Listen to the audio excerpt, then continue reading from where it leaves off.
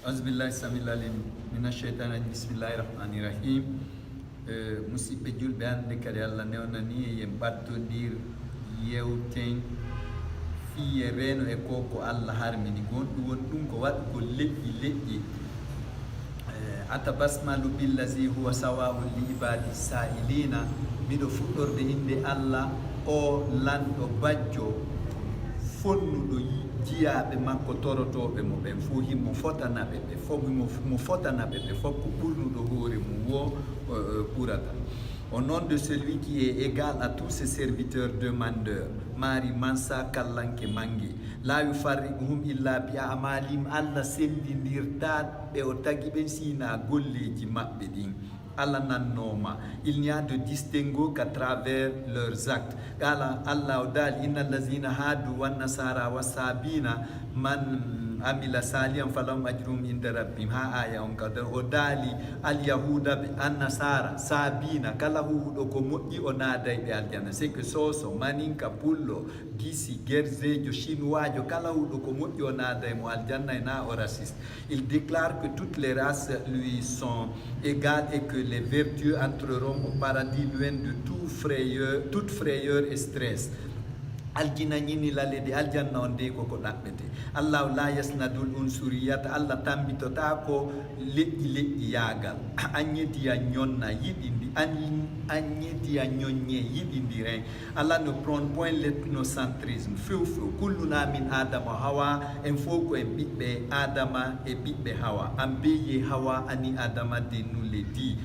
Nous sommes tous d'Adam et d'Ève, sikataro sikemaki, kulluna mudanuna anna isha ma an fi khinyahuna. En fop hiɗen kondana, hiɗen forsa wuri dugol guine ɗo leƴƴi ɗin fo anye ñom buña teddinindi ren. Nous sommes condamnés à vivre ensemble. Imma narta illuha aw nusabu bil ka'abi ko imma si weli en fo e welnay ma si sattede ari en fo en sendayde.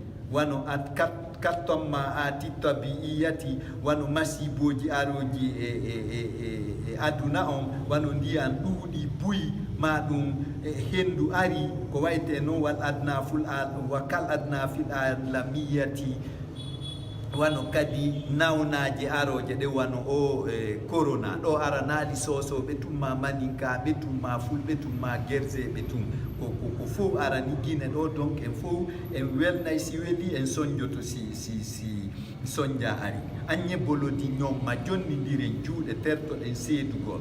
Soit nous savourons les délices ou bien nous subissons les peines ensemble. Allah la kitile ko kodduruye Allah mara giri nara les calamités les calamités naturelles et les maladies pandémiques nous les subissons ensemble. Ante borila wa ata dogude wi en joni ɓay keni no arde ɗo ma ndiyam buyi no ɗuɗude no liɓude cuuɗi wara yimɓe en dogay diaren nokkugo won mugima. We can't escape, brothers and sisters. Qala Allah dali la takunu kallazina tafarraqu wakhtalafu wa kanu shia. Allah dali onon guine yemɓe awa wato wonude wa ɓeya seedunoɓe ɓe yeddodiri ɓe woni fraction ji ɓe seedimo ɓe wi kañum ko leñol mum ngol woni lasiri. Donc andi bika o haɗi en wawugol wa ɓenɗo. Donc andi o yiɗa wawugol nongol, donc o yiɗa leƴƴi ɗin. Il dit ne soyez comme ceux qui se sont divisés et divergés et même fragmentés. Bolo koynin kelente kabatala hayre wotere wawata ƴettude hayre jungo hondu wotuɗo wawata ƴettude hayre. Ɓenni belehe sole keren munoma geme tongo de e finger can't take a stone. We are causing en fof ko en denɗam. Okay. Ikhwani kono e musidɓe am mimmi wano ka ɓeygure am miɗo sabodiri e kondeɓe ɓeñino tigganilan bandirawo wiyeteɗo ceerno asma o ɗum ɗon ko maninkaɓe ɓe kanka miɗo miɗo mari min bandirawo kadi wiyeteɗo Kadiatou Baldé, on ɗon ko chapeau tiggimo wonnoɗo ministre affaire ministre de la sécurité, on ɗon ko sosojo mo bofa nilan jangguide Salifou Silla en e Adama Diakité e Jamal Bangoura o ittaɗo ministre affaire islamique e ɓe professeur ɓe jannuɓe lan e l'école ɓe hina fulɓe ɓe mi janni ko honto mi accata ɓe fo mi hawka ɓe fiituninamen leñol gotol na pular ɓe gota naala wota min wolata. Et même ailleurs on a plus de Guinéens chez les autres que les autres chez nous. Hay kasi en poɗi kadi hay janamɓe wonɓe ɗo ɓen enen Guinéen ɗen duwa wattande hila anden ɗen mari Guinéen ɓe no ɓuri hiɗen mari musidɓe men Guinéen ɓe yahuɓe ɓuri ko yimɓe iwi ka mum ari ka men kon. Donc wattangol ila hara en feƴƴintinali ju'ilna shu'uba wa qabaila linata'araf fakat Allah ko tagiri en waɗi leƴƴi e gori gori wo ko fi en sendodir ɗum wata goɗɗo tigguya e mum e bandirawo mum. On est créé un peuple et tribu afin qu'on se reconnaisse seulement. Fen dote na goɗɗum gode an be kakan en fot men hiɗen fota en fot ɗen fotanaka Allah fotanaka Allah ko ɓuri yiɗude ka makko wo ko ɓuri teddude ka makko wo ko ɓurɓe hulde mo ɓen na dey leñol ɗum ala wa haza ta'aruf la yani anna unsuraka huwa faqat yu'addu fi noon Allah ko tagiri e leƴƴi e gori ko fi en andodir ngol andindirgol kadi fira onde makko leñol ma ngol ɗum woni goɗɗum.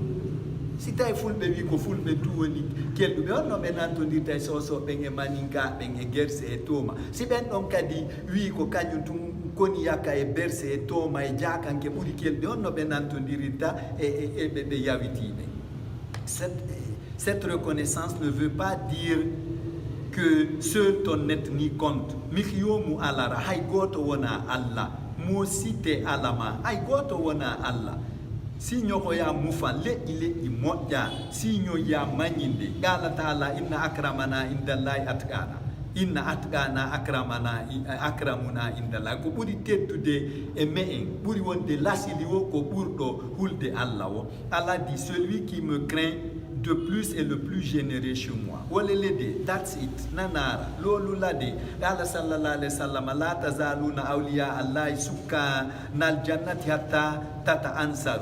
Allah dali nelaɗo maki wo onon on wonay yiɓɓe Allah naatoɓe aljanna ha naton e leƴƴi ko ɗon kisan haɓidoton e Allah ayi nde ɓe Bilal éthiopien jo noddinno Makka ɓenni modi men juulata ɓay ko ɓaleejo noddini Allah dali inna akramakum indallahi atqakum ko ɓuri teddude e mon ka am min bosjo wo ko ɓurɗo hulde lan Allah min ɓurɗo lan hulde wo min mi ala ɗuma hay Muhammadou sallallahu alaihi wa sallam o ala yettore sakko wona awa ko o leñol kaari o ala ko Muhammad fakat o wiyete ayi.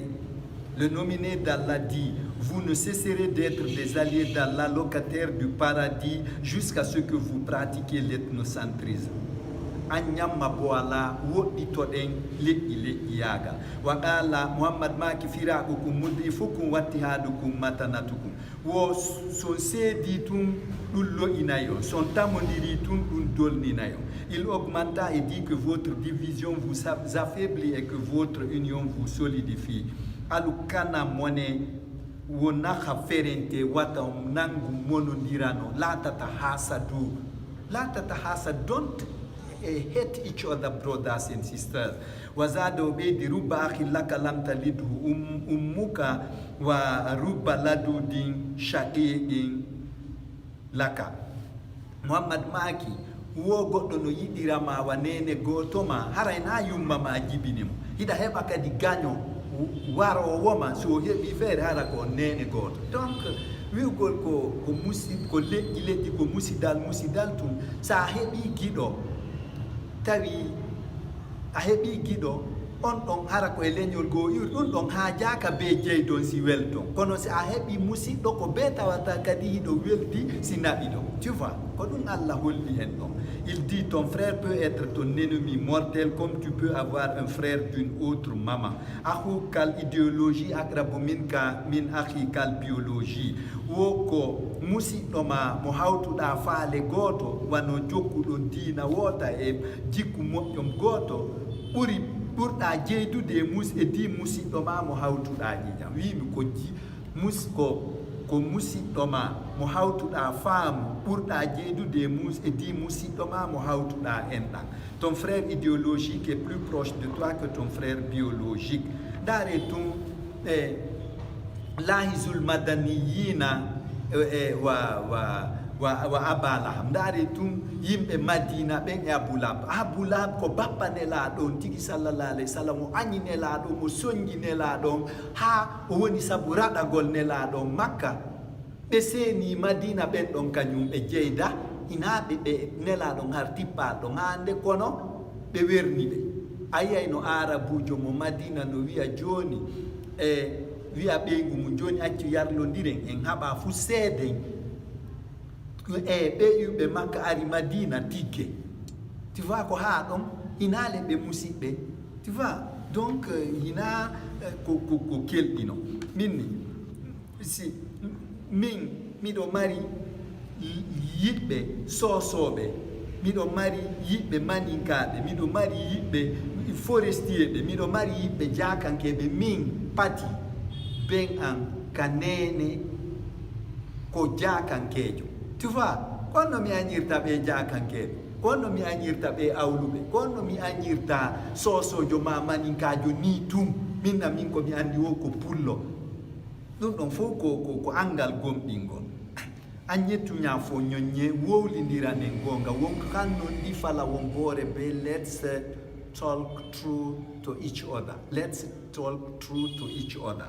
Mal fakru bi rufati i kiɗɗe mantortake inna mal fakru bittuga wal adabil muntaga ko kulol Allah e gandal suɓangal hutortengal fi dewal Allah mantorte. Mo be ko no mari baba no mari bemmu sa wi si min mi wi min ko baba antun e soro antun woni kelɗuɗo e leñol soro angol e baba antun mo oɗa kadi no mari baba e soro on ɗon kadi wiyama min kadi komi fusaray ko on no fottirde, tu vois. Ok. Alaina anna isha fitta ahi, nous devons vivre dans la fraternité, mes frères et mes sœurs. Antal unsuri yuko ayo wonɗo jokki leƴƴi leƴƴi atazunnu an sayuhammimuka ma'asharuka iza dammaka ma'asharuka, hiɗa sikkude leñol mangol ɓannitoyte leƴƴinama bunginama tuma mbullari gaburu ma ndin ɓiƴuma ha sikku goɗɗo e maɓɓe immoto yaha wiya yon hiiroy naata ka gaburu ton hiiron o wallitoma ko satti kon. Crois-tu que ta race te dorlotera lorsque la poussière de ta tombe te couvrira?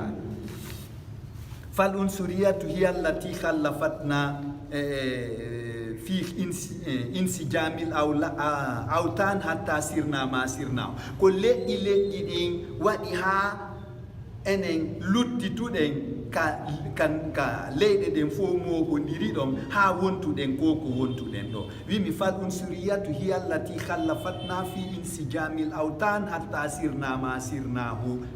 Ko leƴƴi leƴƴi on wano wi'e siko ballon wi'e ane ko min ko leñol angol min windata naɓe ayi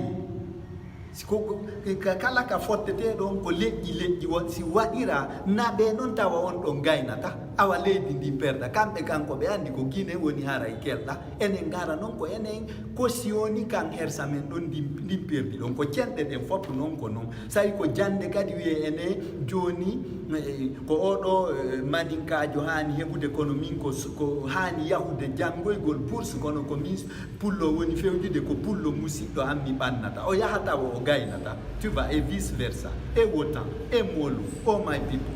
C'est l'ethnocentrisme qui nous a rendu sous-développés au concert des nations jusqu'à ce qu'on est devenu ce qu'on est devenu. Nimsa doro, koni c'est tout, nimsa bansan, koni c'est tout.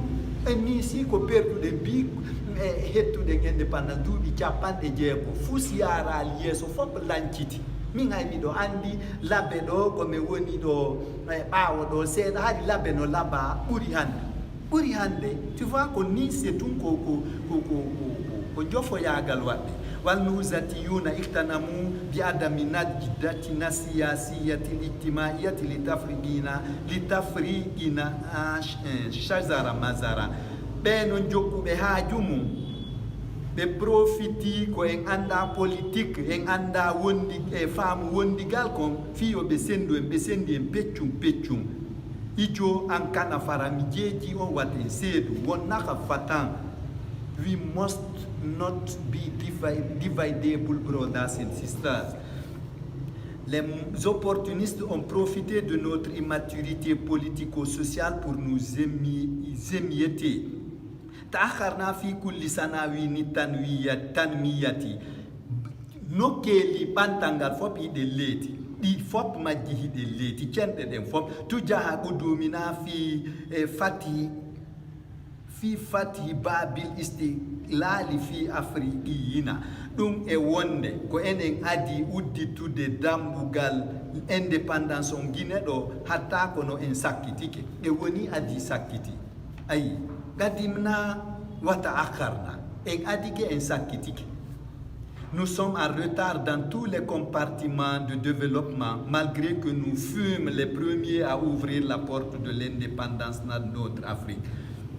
Ampara retardi. We are absolutely late. Time is gold. Pourtant, osai ko kange. Ndare watani yilatum. Do joni monauni do haisai ko godum utani dum do ko be o sensa do 85,000 90,000 francs fi o hebu 5,000 francs CFA o heba dinno labi jelo doga o ya Dakar do fi nyaunda ko. Tu vois, eleti tawi ha joni kadi yidindira e bara wonma life tukun sam ɓe profitoɓe jokkuɓe ha jummin ɓe bonni gurdam men ɗa alu bara anna situation be tiñe. Nous sommes tous kulluna musabuna li jurmi baadi minna en fof hiɗen soñji hay kamɓe soñjuɓe ɓe hiɗen soñji fi woɓɓe maɓɓe ko bomɓe. Nous sommes tous victimes par la cupidité, par la culpabilité des autres. Bela fe mo kelen tate ko fof kafi ko goto ƴettata marsa wawata marsata no mayamani nderera ko moƴƴa asharisuna azna bulbaria wa barra ul musdiba biduni insaniyatim ɓe hunƴuɓe fewjuɓe bi hettuɗen indépendance ɓe ƴetti toñe ɗen ɓe watti e mo miija yaala on ɓe ƴetti mo miija yaala on ɓe ni ko kanko bonni ɓe waɗiri ɗum angal banu adama yagal. Les cyniques ont culpabilisé l'innocent et ont innocenté le coupable sans humanisme. Ala pereseninte kono Allah de hawja kayfa yatawalawna Allah wa kayfa yasturuhum ko honno ɓe no weldirta e Allah ko honno Allah o surrirta ɓe. Allah nana Allah no tonde. God is there.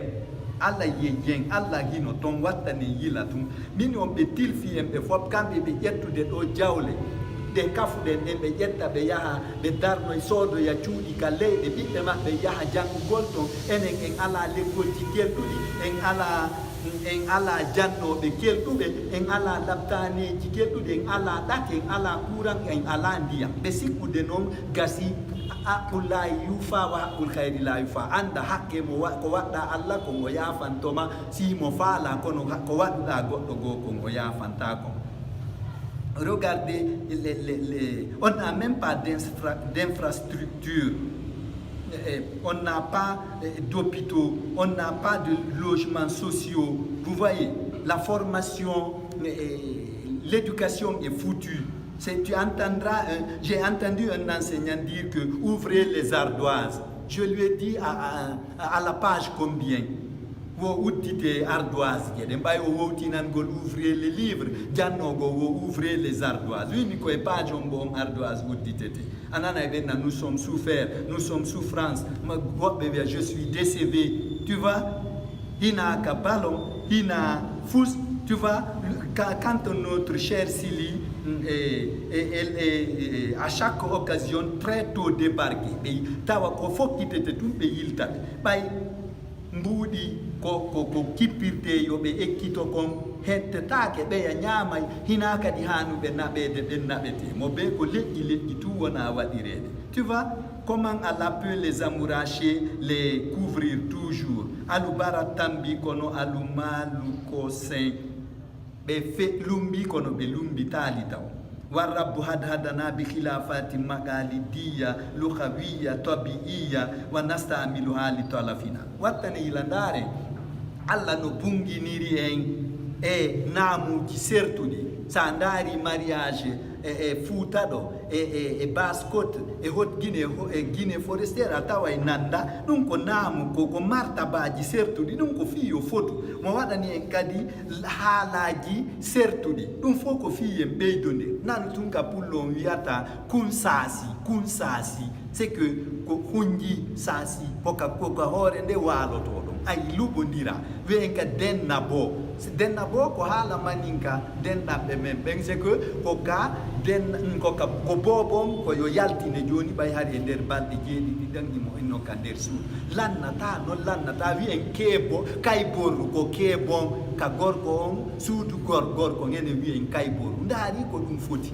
tari ɗon ɗo fof ko fi yo bungi en sawno ko haala wi goti wolteɗo wano chinois tum a taway no fota kono ka yaɗa o a taway naamu on no serti haala kan no serti yaasi on hino serti tu vois yaha to tawa ko jaaridi yaha to tawa ko duɓɓeje e kokoje yaha to tawa ko pitaji poore e meeko e goyaɓe tu vois.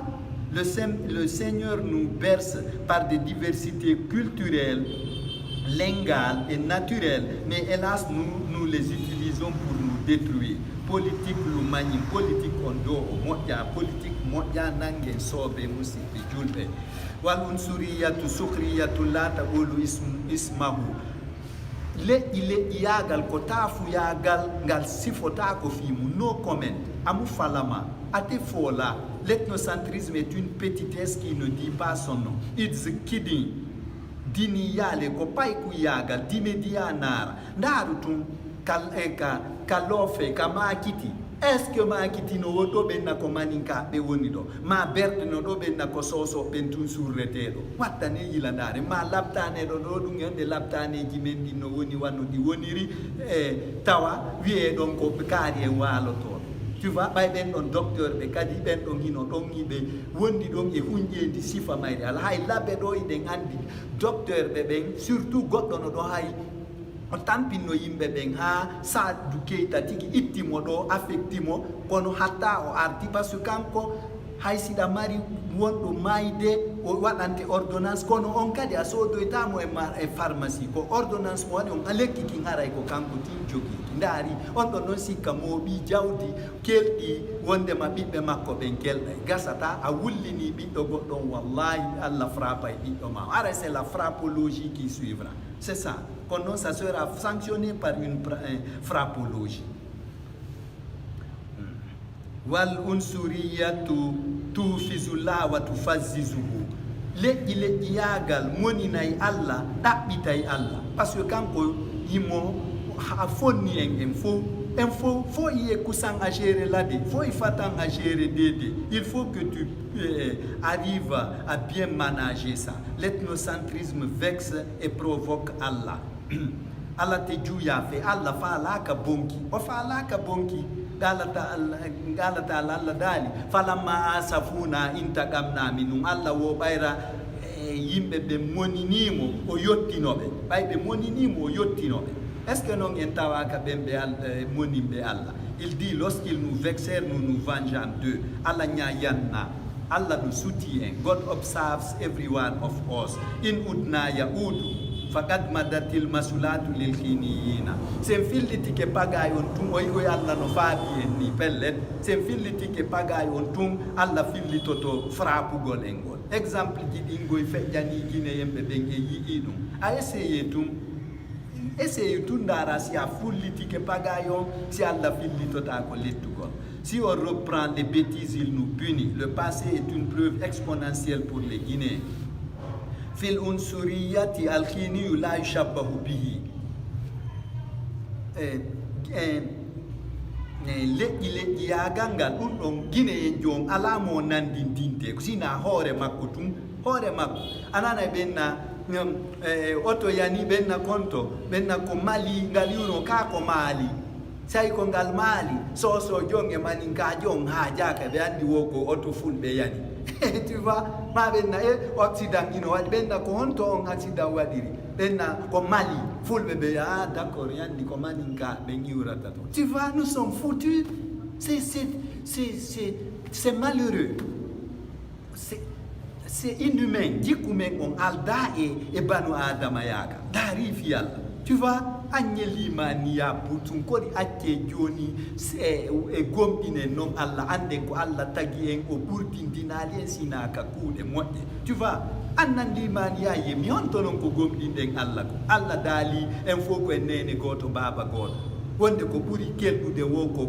ɓurɗo mo hulde o an a wi ko ɓuuri kelɗude o ko leñol mago tu vois en ethnocentrisme le guinéen n'est comparable qu'à lui il a l'exclusivité d'ethnocentrisme. Je me répète, en ethnocentrisme, le Guinéen n'est comparable qu'à lui. Il a l'exclusivité d'ethnocentrisme. Ayatuta matin, emba ole ile ikale di mendo ko masibo. Quel déluge, ayutu fani, emba unko lorra, quel razia.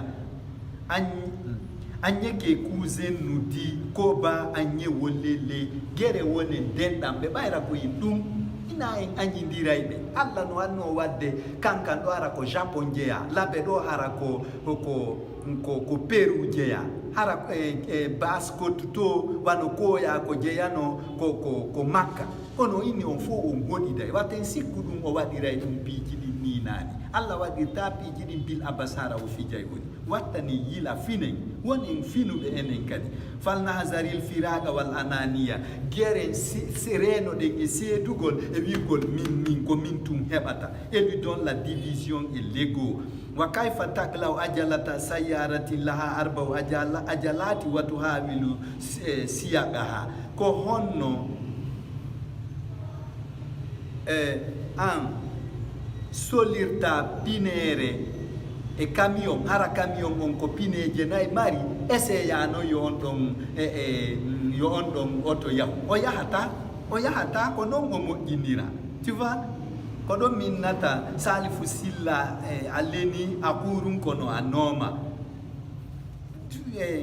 kullu shaksi yutiku shay'a mo beno wawi goɗɗum e nder leydi ndi mata wi ko leñol mangol tuwano pineje nayi ɗe nde be tournayi no rondi fecce sengo oto go soɓɓundugo a waɗaka a solay pine goto tun ɗeɗa yuppito wawata yaade wawata. Comment tu peux arracher le pneu d'un véhicule qui a 4 roues et essayer de la conduire? Kankan khawalina mo bena la bara benni lituman njuri no weli kono koye mboyri naɓata ɗum a naɓata ɗum ka suppu ɓenni foronto kunani ñama kuno haaɗi ɗum ɗon a naɓata ɗum ɗon ka kafe ay ɓenni lemunu kumuni ɓenni kaccu kadi no lammi kaccon kadi a ƴettatamo adda ka suppu mo beno mari ko waɗa mo beno woodi ko gaynata ka aduna ɗo fa iradatu shay'i wa aksi sa wi tun a solay pinere e nder pineje ka nayi gollay no wawata yaade hara ya falama hunde nden kono a woni contre mayre kadi c'est vouloir une chose et son contraire amourachons notre pays aimons notre pays no place like home wakama ala fa bara lamma nyonte ila jamana lamma nyonte ira bori nyoko muna mon frère ma sœur khinia iyalum witrum layan gasimu fa ilahiyum gine ko be ngure wotere nde seedata ko kodduruye Allah no tu vois ate farala it's undividable nde wawata seedude nde sendotako la Guinée est une et indivisible famille c'est divin laddahama utuhu tabaru balil a'malul mawdu'atu hina non bordo barda on kadi haalawi dabbugol yidegol gaynata ara wiya yide gine welden ni e ni ina dum gaynata ko kuude de yaltinirta wonde ma yida yidi leydi mani fo no fotana leydi mani ko nene gotoɓe ma ko baba goto ko ɗum ɗon considérete min non do wallahi billahi tallahi mi yiɗa e leƴƴi yaga wallahi billahi tallahi lanka nder julirde ce n'est pas le populisme qui compte, plutôt les actes posés ante si Allah jam fala wo munoma Allah jam fade. We can't cheat God, brothers and sisters. An nihayatu tubarrirul wasitata kono fen on humpitay en ko honɗum hutorano siko ko moƴƴi e siko ko boni enen do Guinée ko ɓuri retardinde leetinde en ɗo ko leƴƴi o a ɓannay goɗɗo musidɗo ma so ñaami o bonni ko fo o ñaami jawdi ko fo kafi comme hina hay fus ko yagginirtamo ko ɓeydangol mo martaba grade ƴettamo dardia ƴettamo naɓiramo nokkugo kay tu vas fi wattamo ma on wiye e bonni goɗɗum konno ndi leydi yarata iwawata yarude yeeso ko ɗum addi en kam addi en ɗo alfiragu la yufdina illa ila rasbati o sendodirgol leƴƴi naɓata en sina e perdi mais même si tous les membres du gouvernement devaient être de la Haute-Guinée, de la Basse-Guinée ou de la Guinée forestière, s'ils sont là pour travailler fidèlement avec abnégation pour notre chère Guinée, moi je ne vois pas d'inconvénient. Mais inni haysi tawi laamotonoɓe ɓen fo iwayno awa kanka ka gouvernement fo iwa kanka ma iwa leydi soso ma iwa ka foore si tawi ɓe gollanay ɓe ari tawi ɗum tawi ko kamɓe gaynata kamɓe gollanta leydi ndi no haniri min do mi yaali ella e mum yo leydi golle tum par ce que o wigol awa en heeɓi lanɗo enen kadi donc haray en heeɓi ministre jo ɗum ɗo e ɗum ɗo ɓeygure men ɗe heeɓi ɗum laaɓe heeɓi ministre ɓe ɗiɗo ma tato ɗum no andi an hina fi ko gollana leydi fof an ko haajuma woni e mum ko fi yo taw ara ɓeygure mon nden heeɓi wallowo ɓe wujjude ko jama on fof hawti ko la division ne nous mène qu'à l'échec deggeyam baytu hiniya ka bayti iyalin haysul abna basiyuna waqihuna suudu Guinée ndum ino wawi wa suudu ɓeygure ka tawata ɓiɓɓe ɓen nantodirtake ko ɓe awa seeɗe la maison Guinée est comme une maison d'une famille où les enfants sont intraitables, vulgaires wa yufarrihuna minhu kulla ma bihi ka azmin furriha min muqihi ɓen ɓiɓɓe non awa seeɓe ɓe ara ɓe wiida kala ko woni e suudu ndun ko wa ƴi'al ngal mbuso mum sorta tawa ala ko hutore tu vois. Ok, il vide la maison de tout son contenu comme un os vidé de sa moelle. Ok. Wayam tahuna bigal isaqfihi wa talafi jami'i mastalahatihi. On tuma be sakkitor hay borgol war nyakere de be tashar panton be nyorta paadi je be yeya e nder dum ara be liborde e maadi din kadi. Tu vois? Biduni tafakkurin aina yaawuna baad hara ɓe miijitaki ko honto ɓe hoɗoyta bay ɓe lanci ɗum ɗo awa ɗo kadi kono kala laamiɓe ɓurɓe ɗuɗude laamiɓe min naali ɓe fof ɓay exception ji no woodi istisna no woodi e piiji ɗin fof ɓe kutorde ɗum ɗo wadomi ɓe naɓa ɓe yaltina Guinée ɗo fot ɓe tefa e labtani ɓe tefa l'école ɓe tefa ɗatal ɓe tefa courant ɓe tefa sukaɓe weɓu golle ɓe doga fop ɓe naɓa ɓe dogina fop ɓe yaltina ka leydi ɓe lanca leydi ndi fof hara ɓe yejji ɓe ronka anditude ko honto no woni guino maɓɓe on ka ɓe hoɗata ɗo joni tu vois ɓay awa sa waɗi noon ko an e ɓeygure ma ɓurde fanɗude nde yahata kono hay hoɗo ma ngon awa naɓatango fa haza aynu hiniya ko ɗum ɗo woni noon jikku gando mo Guinée on ɓay ɗum ɗo fof ko woni en tampinde ko gandiɗuɓe ɓen jannguɓe Guinée ɓen ko ɓen woni tampinde. Elles finissent par démolir son toit en détruisant toute sa nomenclature sans songer où habiter après. C'est celui-ci l'élite guinéenne. Ni alate amakabani o jangulo guinéen jodey no hawni. O no hawni. Ina do o njulajo woni en sonjude. Ina o mécanicien jo, ouvrier jo. Ina ɓeɗo dey fo woni en sonjude. ko woni en soñjude ko jannguɓe ɓen. Jannguɓe ɓen noon woni faransi, woni mene wiyaɓe no janngi diina l'islam ko koye amen dow woni heɓade soñjoɓe ɓen ko ɓen. Wano si tawi wiyete awa njulajo o sattini marchandise on, sa wi a taximo ka douane ɓuri ko o taxete kon, ka laawol baraji no waɗi o taxama ɗon kadi be o ara ko prix de revient on o ɓeyditata ɗon, prix de vente on wonta noon e prix so addi marchandise on hewti o heɓi prix de revient on o ɓeydita ɗon noon bénéfice on ko ɗum wontata prix de vente on. Tu vois, fof ko an gando guine en joni woni wadde ɗum ɗo. li kamali imanina sanaharu butomma ata wal ananiya wa natamanna lil khairi allazina tamanna li karinatina li kamali imanina fiyot liman men on timu sanaharu butomma ata en pottitoto nderera ko wal ananiya e wigol ko min tum handi e moƴƴere wa natamanna lil khayra allazina tamannahu li karinatina yelanoɗen mo wonduɗen o moƴƴere nde yelaniɗen wonkiji men ɗinne.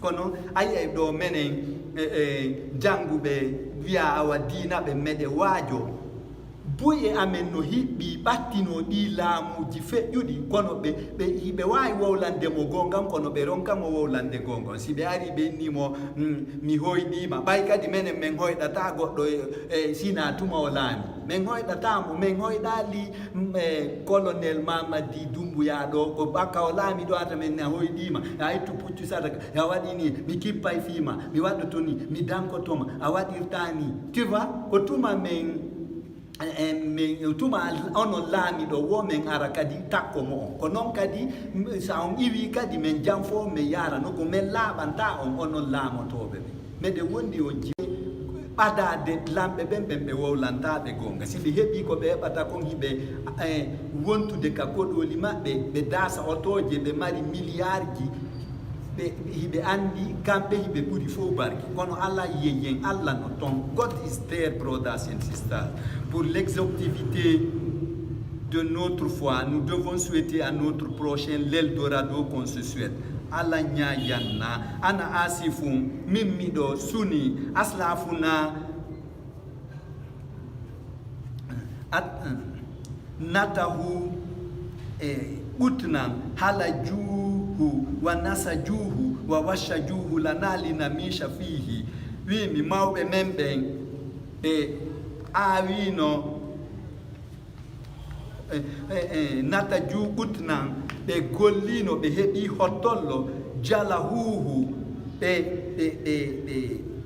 kardi kon ɗon wa nasa juhu ɓe sanñi ko wa washa huhu ɓe brodi ko lana fi men linamisha fi en bungu laɓe ɗen e nder ɓe coñci ɗin wa fi dawrina sayyarnahu ɓut atan enen en ƴetti ɗin ɗon coñci ɗiɓe saññan ɗiɓe kardani en ɓe saññani en ɓe brodani en fiyel laɓe e nder majji ñaaƴen ay ɓe monano en enen en ƴetti ɗum ɗon e watti e seeki ɗum ɗon e waɗi ceeli ayu waari sin ko enen ko en façon ronowo hombo ɓay Samori Touré, Alpha Yaya, Dina Salifou, Togba e wayitay ɓe noon ɓe fof ɓe tamodirno kamɓe ɓe inni ɓe yiɗa ko porto soñji en kon ɓe haɓidi e ɓen ɓe warano kono mo be e maɓɓe hari ina fiyino mo nani oya. Tu vois enen noon kono on a le tissu social jamais ne le détricoton. Je parie que c'est du pur coton kono enen en lanci konko mawɓe men ɓe golli fof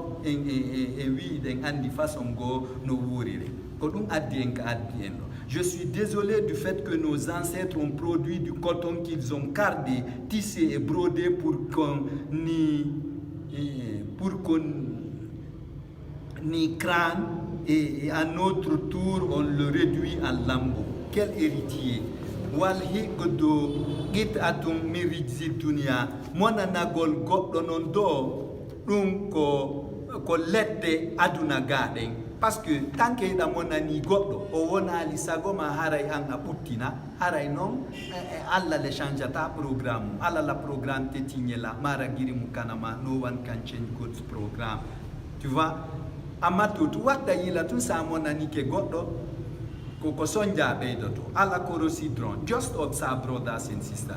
La haine est une partie des supplices d'ici-bas. Waliza sayanziullahu ma min khilli min suduri sukanil jannati li alla yazanufia. Ko dum alla dali natude aljanna ɓe mbay o wi ɓe heɓata ton stress sunnu sonja o ittay kala konnagu jalousie nawligu ngu ɓe maranno goɗɗo natuɗo toon ɓe fof haray ɓe yiɗidiri fi watta ɓe tampo andi donc sa monanike goɗɗo an a ɓuttinta fi noon ɓen ka aljanna to yo ɓuttin allah ittay kala konnagu ngu woni ngu ɓe mari ka ɓerɗe maɓɓe fi goɗɗo goto sa wayasiruna ihwana mutahabina ɓe wonta musidɓe yiɗindirɓe. Brother, sister, my cousin, love your neighbor. Yiɗugol mo hoɗituɗa hawtuɗa leydi on yo taw yiɗugol mo hawtiduɗa leydi on no wele. C'est ce qui fait qu'Allah arrachera toute haine des cœurs des occupants du paradis pour ne pas qu'ils ils soient mal à l'aise du fait d'y voir des gens qu'ils détestent. Lagni n'enfant tamondirangal moji benya le kanyi fawajibun ala ba'di ayani khini ya taqdimu sawbatin batatin ila al-khiniyina qabla al-fawati bil wafa. No wajibi yoga e janguɓe guine ɓen yoɓe tuuban guine yemɓe ɓen ado laworgol mayde nden bi annahum safaku dima albariina wa talaful iktisada ɓayra koye nder ɓe janguɓe min naali ɓe fof kono koye nder maɓɓe heɓi yuppuɓe ƴiiƴam ɓe miija yaalaɓe ɓe lanci ngalu leydi ndi fof kamɓe ɓe kutani fof hoore maɓɓe wa kirbitiji ɓe naɓi gaɗa tu vois ɓe acci en ɗo. Des élites guinéennes de tous bords, je dis des élites guinéennes de tous bords, doivent présenter un mea culpa à leurs compatriotes guinéens du fait qu'ils ont versé le sang des 100% innocents et ont bradé l'économie du pays, et ça depuis l'indépendance, et qu'ils le fassent avant que la mort n'intervienne. Haqqul khayri la yufa wa hubbul watani minal iman. Ko waɗuɗa do goɗɗo kon do Allah accantama ɗum ɗon. Yiɗugol kadi leydi mon ndi no jeeya e gomɗingol Allah. Love your country, my brother, my sister, my cousin. Yo taw yiɗugol leydi ma ndi no wele. Il n'est point de prérogative d'Allah de nous pardonner le tort qu'on a commis sur notre prochain.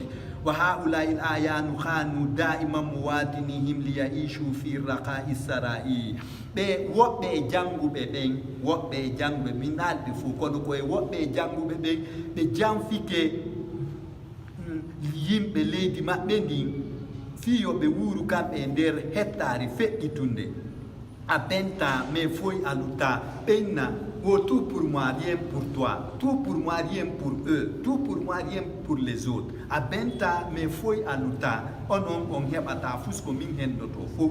Ces élites ont toujours enfariné leurs compatriotes pour vivre, eux, dans le luxe richissime, énormissime. Wa huwa al-musawma zahawul a'yan ko ɗum wiyete majjere janguɓe ɓen jaka janguɓe ino majja no majja si ɓe hutorali gandal maɓɓe ngal ɓenni wa man yutal hikmata kala okkaɗo sagesse femme mudarat savoir vivre hara inas savoir tumo heɓi faqad utiya hayran kasiran faqad haray pellet hayran ko moƴƴere kasiran ɗuɗunde utiya okka jahiliya ye mori fa charge nin di majjere noon ko finkari loowiɗi ɗi fellay jommayri sa jangi a hutora tun a jokki beleɗe aduna beleɗe ɗe ɗowima tun haray a perdi. Celui qui perd sa cupidité perd sa lucidité.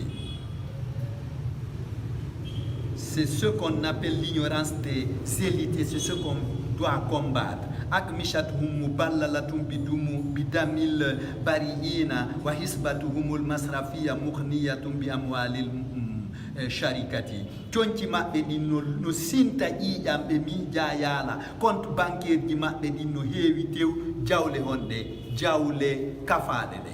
Leur boubou imbibé du sang de 100% innocent et leurs paradis fiscaux enrichis par des biens sociaux. Ayu jaadin adabiyin emba gandal hutoraka ɗoye ɓayle ikaɓe soroyan idaɓe toya ibiri lihiɓe iman biri luma bene. Tu as tout trouvé ici et tu laisseras tout ici.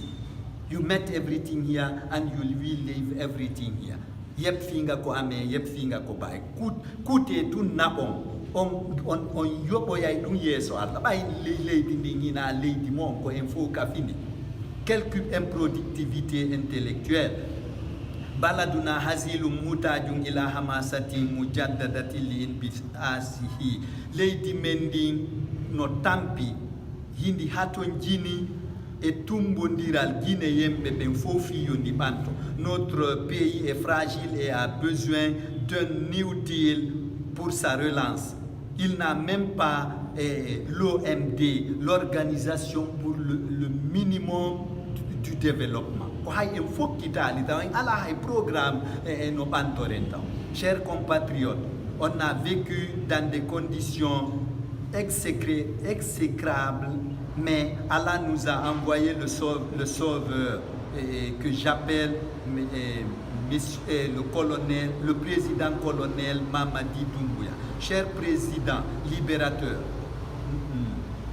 ne recevez les opportunistes anti-guinéens cupides puisque cyniques qui viendront vous lancer des pots de bananes comme ils l'ont fait à vos prédécesseurs. Alula Djamfa Masilani Ateban Fola. D'autres leaders religieux viendront aussi lire des versets coraniques sataniques, faire semblant d'être vos protecteurs, alors que vous êtes déjà blindés dans la forteresse du Tout-Puissant Allah qui vous a envoyé pour sauver ce peuple vivant dans l'anxiété, la terreur. Mansahinani, bon vent à vous, vive la Guinée et les Guinéens.